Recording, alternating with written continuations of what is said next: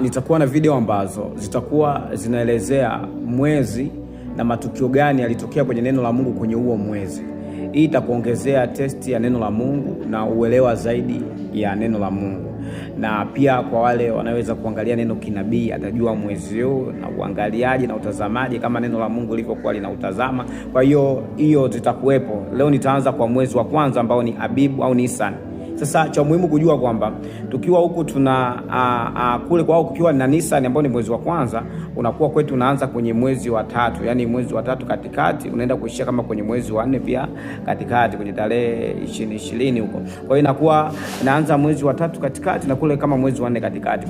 Kwa hiyo nitakuwa ninatolea maelekezo katika kila video. Kwa hiyo mwezi wa Abibu au Nisan ni matukio gani kwenye Biblia yalitokea? Tukio kubwa la muhimu ni tukio la kutoka. Wanaisraeli walikuwa wanatoka Misri.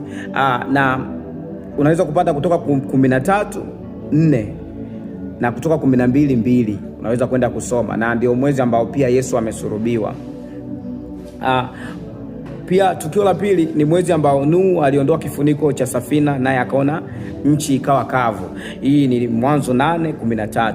Tukio la tatu ni mwezi ambao Nehemia alikuwa na huzuni kule alipokuwa utumwani mbele ya mfalme, akaomba kutoka. Utasoma Nehemia 2:1. Tukio la 4 ni mwezi ambao Musa aliambiwa atasimamisha hema ya Mungu, ile hema la kukutania atalisimamisha siku hiyo. Utasoma Kutoka 42, utasoma na mstari wa 17. Tukio la 5 watu walivuka na Yoshua Jordan mwezi huo, itakuwa ni Yoshua 4:19.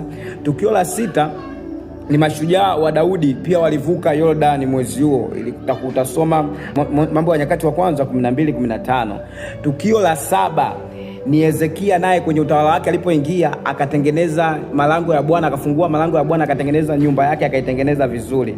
Itakuwa ni Mambo ya Nyakati wa Pili 29:3.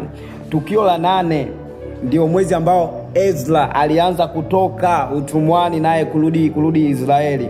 Utasoma Ezra 7 mstari wa 9. Tukio la 9 ni mwezi ambao Hamani alianza kupiga kula na kuandika barua kwa ajili ya kuwaua Wanaisraeli. Utasoma Esther 3:7 na mstari wa 12. Na tukio la mwisho ambalo nitaliishia kwa leo ni mwezi ambao Danieli alitokewa na malaika alipopiga ule mfungo wake wa majuma ile, ambao utaipata ni Danieli 10:4. Kwenye comment utaniambia kwa matukio hayo kinabii au kiufunuo unauonaje huu mwezi? Ni mwezi wa namna gani ambao tunatakiwa tuutazame vipi, na maombi gani yanatakiwa kuwepo? Mtu aliyeokoka anatakiwa aweje?